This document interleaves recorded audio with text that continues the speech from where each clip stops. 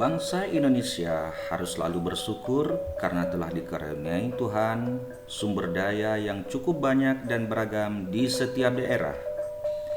Akan tetapi, tidak ada daerah yang sanggup memenuhi semua kebutuhannya. Seringkali produk-produk tertentu didatangkan dari daerah lain. Hal ini disebabkan keragaman sumber daya antar daerah. Ada daerah yang kelebihan produk tertentu, ada juga daerah yang kekurangan. Hal ini akan menimbulkan terjadinya permintaan dan penawaran. Permintaan dan penawaran suatu barang tertentu tergantung pada kebutuhan masing-masing daerah. Dengan demikian, terjadilah perdagangan antar daerah dan antar pulau. Di Indonesia, aktivitas perdagangan akan terjadi jika ada produk yang diperdagangkan. Untuk menghasilkan produk tertentu, dilakukan kegiatan produksi yang merupakan salah satu kegiatan ekonomi.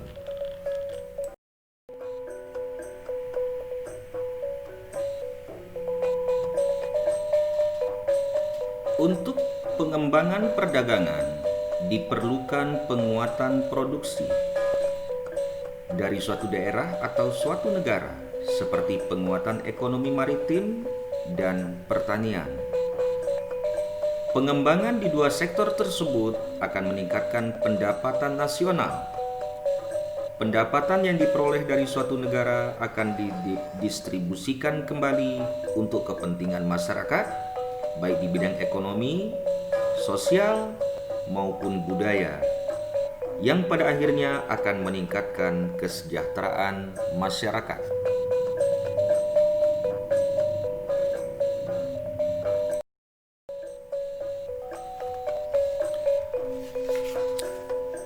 Pada kesempatan ini kita akan mempelajari tentang bab 3 mata pelajaran IPS, keunggulan dan keterbatasan antar ruang dan pengaruhnya terhadap kegiatan ekonomi, sosial, budaya di Indonesia dan ASEAN.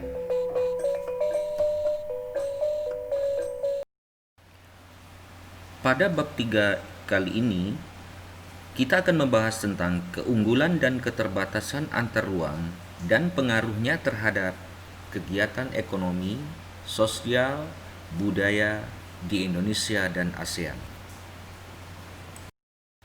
Coba kalian perhatikan peta konsep bab 3 berikut ini.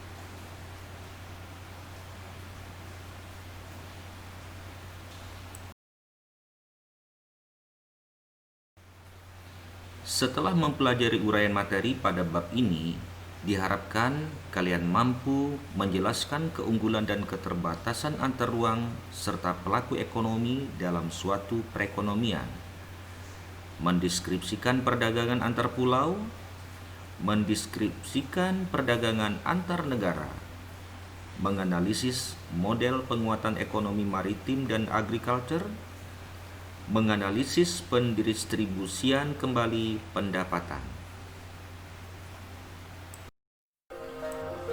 Anak-anak sekalian, kalian telah mempelajari tentang kebutuhan manusia.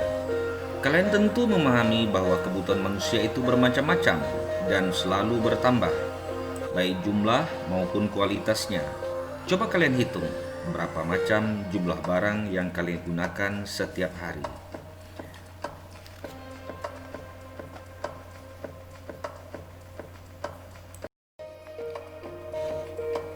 Tentunya barang yang kalian konsumsi berbeda dengan barang yang dikonsumsi oleh orang lain. Hal ini menunjukkan kebutuhan yang harus dipenuhi oleh setiap manusia berbeda-beda dan beraneka macam. Namun perlu kalian ketahui bahwa faktor ruang akan menentukan tindakan seseorang menjadi konsumen. Masyarakat kota memiliki perilaku konsumen yang berbeda jika dibandingkan dengan masyarakat desa. Demikian pula tindakan atau perilaku yang mengalokasikan sumber daya yang ada. Dilihat dari fungsinya sebagai konsumen, masyarakat kota lebih besar membeli barang dan jasa karena ditunjang pendapatan yang tinggi dan munculnya pasar-pasar modern seperti supermarket dan hipermarket. Berbeda dengan perilaku masyarakat di perdesaan yang pendapatannya rendah, akses jalannya kurang baik, yang membuat pendistribusian barang atau jasa menjadi kurang lancar. Akibatnya, masyarakat desa atau pegunungan lebih sedikit membeli barang dan jasa. Barang dan jasa yang dibutuhkan manusia sebagian besar dihasilkan oleh manusia, dan hanya sebagian kecil yang disediakan langsung oleh alam. Oleh karena itu, manusia harus melakukan kegiatan menghasilkan barang dan jasa yang biasa disebut dengan istilah produksi. Produksi merupakan salah satu kegiatan ekonomi yang sudah kalian pelajari. Sebagai negara tropis yang memiliki ribuan pulau dan lautan yang luas, Indonesia mempunyai kekayaan alam yang cukup banyak. Di daratan, suhu dan curah hujan yang tinggi memungkinkan penduduknya menanam berbagai macam barang pertanian dan perkebunan. Curah hujan yang tinggi juga menjamin tersedianya air untuk kepentingan budidaya perikanan darat. Indonesia juga memiliki laut yang luas dan garis pantai yang panjang. Potensi ikan di Indonesia cukup banyak. Di samping itu ditemukan pula berbagai jenis barang tambang di dasar laut. Di sepanjang pesisir juga terdapat kekayaan alam berupa terumbu karang, rumput laut, dan tentu saja keindahan alam yang dapat dikembangkan untuk kepentingan pariwisata. Indonesia memiliki terumbu karang terluas di dunia. Terumbu karang Indonesia tidak hanya luas tetapi juga beraneka ragam dalam hal sumber daya hayatinya. Selain kekayaan alam laut, tanah dan air, Indonesia juga memiliki banyak sumber daya mineral dan hasil hutan. Seberapa besarkah potensi barang tambang di Indonesia? Di mana saja lokasi pertambangan di Indonesia? Untuk lebih memahami tentang sumber daya alam di Indonesia, berikut perhatikan tabel.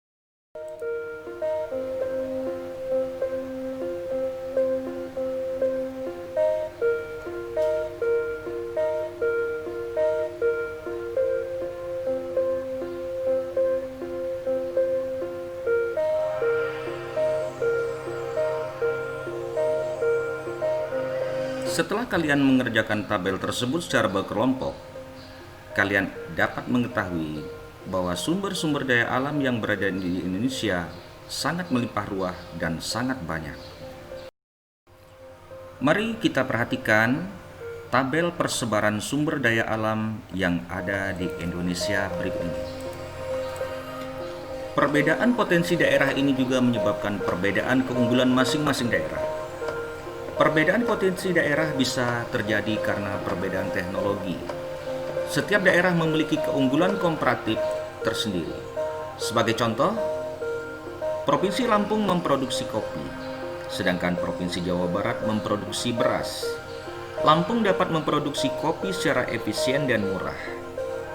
Demikian pula Jawa Barat dapat memproduksi beras secara efisien.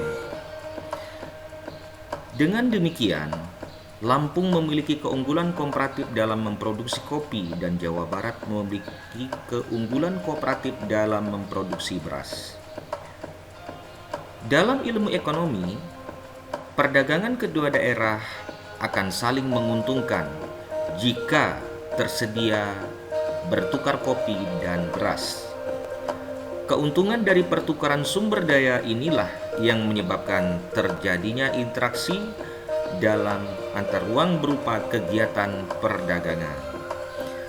Masing-masing daerah tidak dapat memenuhi kebutuhannya, tetapi masing-masing daerah mendapat keuntungan dari produksi yang terjadi di unggulan daerahnya.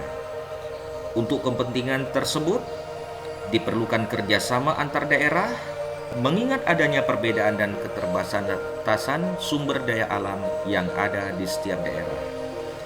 Diharapkan suatu daerah dapat menyokong daerah lain yang kekurangan. Hal ini dapat mempererat integritas antar daerah di Indonesia, yang pada gilirannya menghasilkan persatuan dan kesatuan.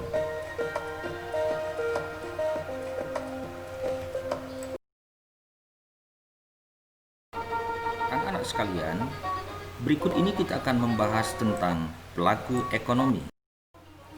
Anak-anak tentu tidak heran lagi ketika melihat sebuah pasar. Di pasar tersebut banyak sekali orang berjualan. Ibu-ibu membeli beras untuk kebutuhan sehari-hari. Tampak di sana ada tukang parkir yang mengatur parkir kendaraan bermotor kalian, yang kesemuanya itu terjadi untuk mencukupi kebutuhan. Lalu siapakah yang dimaksud sebagai pelaku ekonomi? Pelaku ekonomi adalah subjek baik perorangan maupun badan organisasi atau pemerintah yang melakukan kegiatan ekonomi, baik produksi, konsumsi, dan distribusi. Pelaku ekonomi dibedakan menjadi 4 golongan, yaitu rumah tangga konsumsi, rumah tangga produksi, pemerintah, dan masyarakat luar negeri. Hasil produksi sebagian disalurkan ke pembeli dalam negeri, sebagian lagi dijual masyarakat ke luar negeri. Hal ini menimbulkan arus barang dan jasa dari dalam negeri ke luar negeri yang disebut ekspor. Selain kegiatan menjual barang dan jasa ke luar negeri, ada pula kegiatan membeli barang dan jasa dari negara-negara lain. Arus barang dan jasa yang masuk dari luar negeri ke dalam negeri disebut impor. Orang atau lembaga yang melakukan kegiatan ekspor dan impor disebut rumah tangga luar negeri. Jadi pelaku ekonomi terdiri atas rumah tangga keluarga, rumah tangga perusahaan, rumah tangga pemerintah, dan rumah tangga luar negeri. Nah, anak sekalian, setelah kalian memahami pelaku ekonomi, kalian dapat memahami peran dari masing-masing pelaku ekonomi. Untuk dapat memahami peran masing-masing pelaku ekonomi, yuk kita ikuti secara seksama uraian materi berikut ini.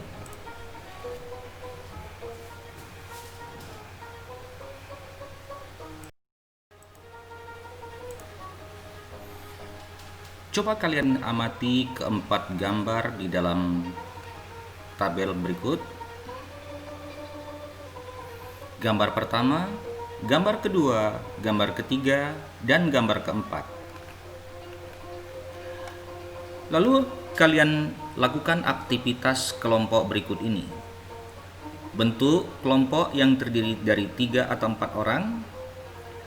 Amati gambar 1, 2, 3, 4 pada gambar di atas. Diskusikan dengan teman kelompok siapa saja pelaku ekonomi dalam setiap gambar itu. Apa yang mereka lakukan dan apa tujuan mereka melakukan kegiatan tersebut. Tuliskan hasil diskusimu pada lembar kerja yang telah disediakan.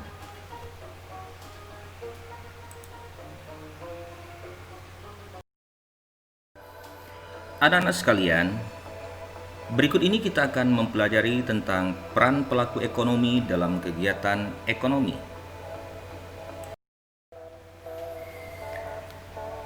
Peran rumah tangga atau keluarga.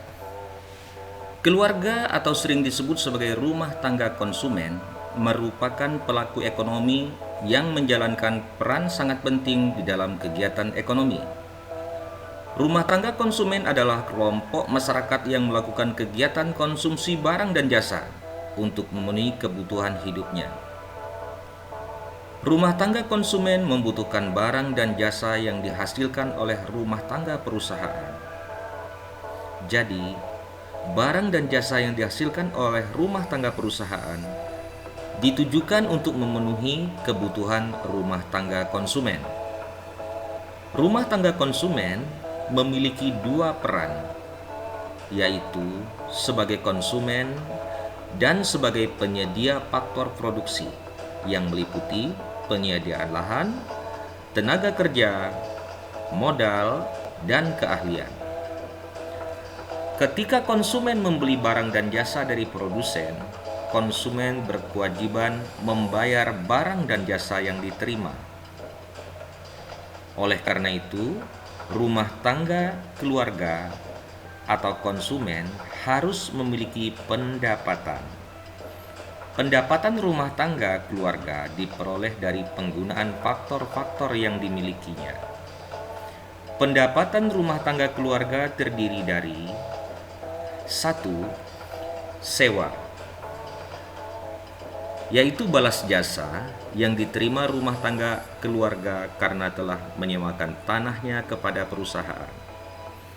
Yang kedua, upah, yaitu balas jasa yang diterima rumah tangga keluarga karena telah mengorbankan tenaganya untuk bekerja pada perusahaan dalam kegiatan produksi. Yang ketiga, bunga, yaitu balas jasa yang diterima rumah tangga keluarga karena telah meminjamkan sejumlah dana untuk modal usaha perusahaan atau kegiatan produksi.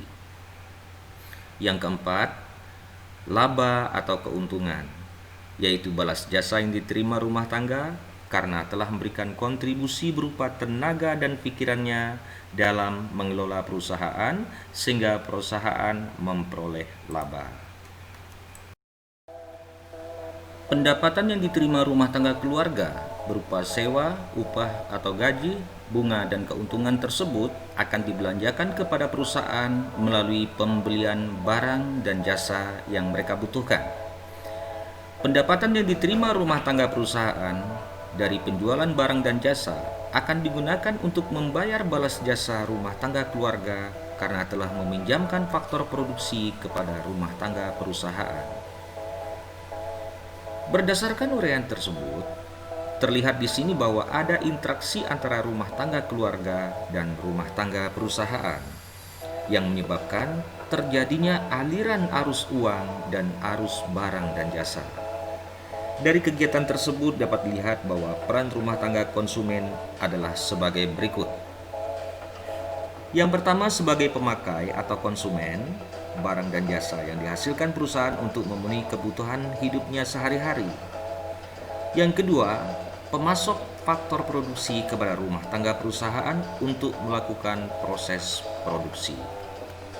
Untuk lebih berjelas apa yang saja peran rumah tangga konsumen, simak uraian berikut.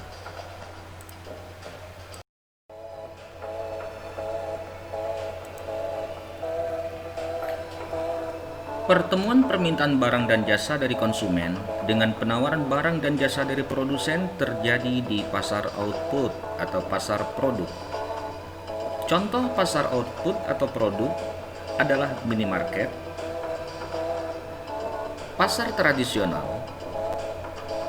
bengkel, lembaga bimbingan belajar.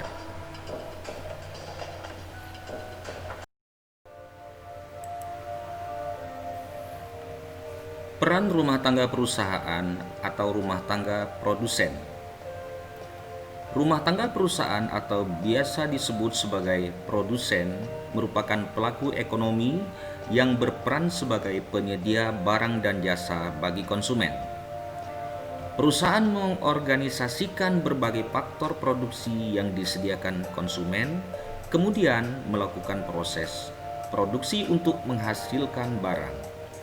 Hasil produksi ini kemudian dijual atau ditawarkan di pasar. Rumah tangga produsen di Indonesia dikelompokkan menjadi badan usaha milik negara atau BUMN, badan usaha milik swasta atau BUMS, dan koperasi. Dalam perekonomian, rumah tangga perusahaan berperan sebagai produsen sekaligus pengguna faktor produksi. Adapun penjelasan masing-masing peran tersebut akan dipaparkan dalam uraian berikut. Peran pertama dari rumah tangga perusahaan adalah memproduksi barang atau jasa. Barang atau jasa yang dihasilkan perusahaan kemudian ditawarkan kepada konsumen atau pembeli. Kalian sudah mengetahui salah satu peran rumah tangga konsumen, yaitu sebagai penyedia faktor produksi. Faktor produksi yang disediakan oleh rumah tangga konsumen digunakan oleh rumah tangga perusahaan. Ini merupakan peran rumah tangga perusahaan yang kedua, yaitu sebagai pengguna faktor produksi. Contoh, Sebuah pabrik tekstil membutuhkan banyak tenaga kerja untuk menjahit produksi mereka. Maka, rumah tangga perusahaan menggunakan faktor produksi berupa tenaga kerja yang ditawarkan oleh rumah tangga keluarga atau konsumen. Sebagai balas jasa atau faktor produksi ini, rumah tangga produsen memberikan upah atau gaji pada rumah tangga konsumen. Selain faktor tenaga kerja, rumah tangga perusahaan juga menggunakan faktor produksi lahan, modal, dan faktor produksi keterampilan atau kewirausahaan yang dipinjamkan rumah tangga keluarga.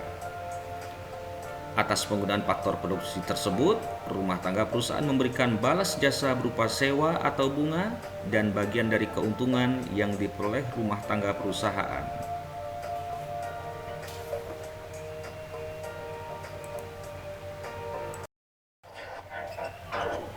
Berikut ini kita akan membahas tentang peran rumah tangga pemerintah dalam ekonomi.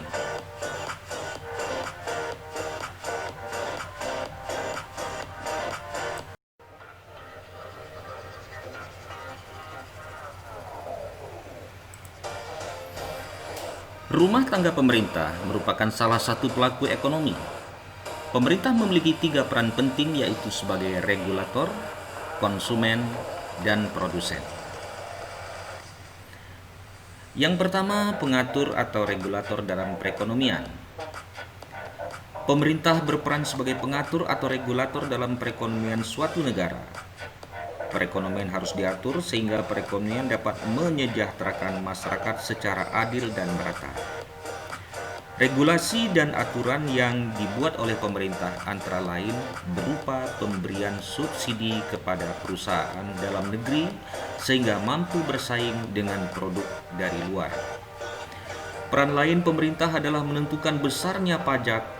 Dengan adanya aturan tentang pajak progresif, orang yang kaya dipungut pajak yang tinggi, orang yang miskin dipungut pajak yang rendah.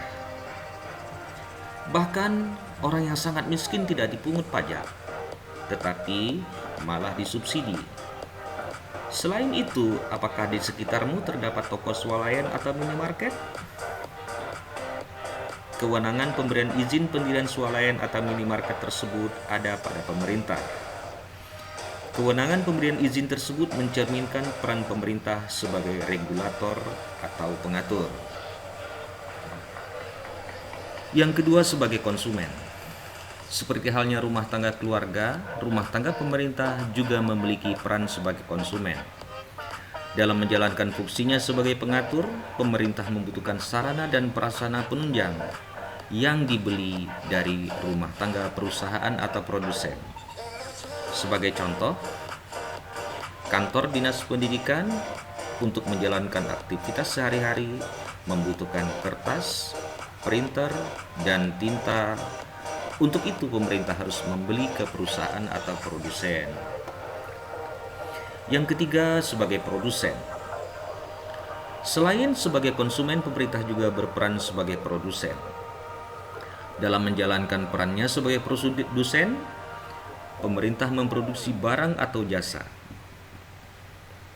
Pada pelajaran sebelumnya telah dijelaskan bahwa rumah tangga produsen negara ini adalah salah satunya badan usaha milik negara. BUMN adalah badan usaha yang dimiliki oleh pemerintah. Maka, pemerintah juga berperan sebagai rumah tangga produsen. Contoh badan usaha milik negara adalah perusahaan PT Kereta Api Indonesia dan PLN atau perusahaan listrik negara. Halo, apa kabar anak-anak semuanya? Pada kali ini kita akan membahas tentang peran rumah tangga luar negeri.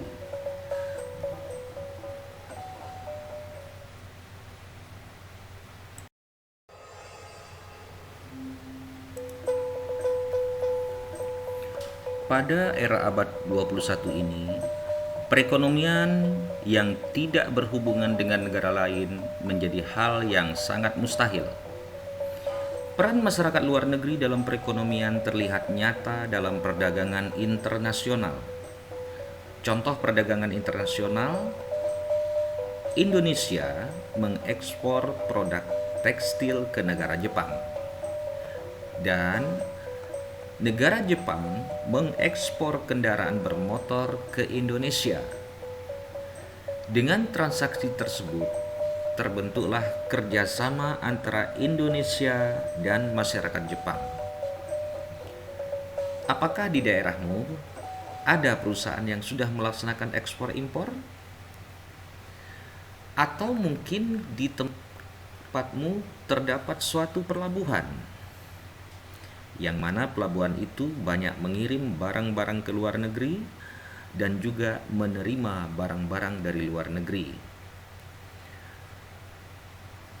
Setelah kalian memahami tentang peran pelaku ekonomi dan bagaimana hubungan antara pelaku ekonomi, selanjutnya kalian perlu mempelajari tentang perdagangan antar daerah, antar pulau. Hal tersebut perlu dilakukan karena kalian harus memahami bahwa produksi tidak akan berjalan lancar jika tidak ada aktivitas distribusi atau perdagangan.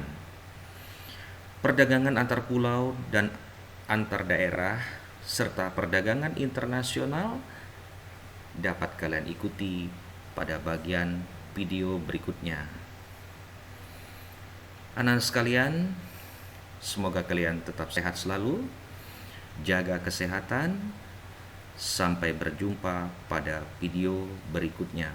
Wassalamualaikum warahmatullahi wabarakatuh.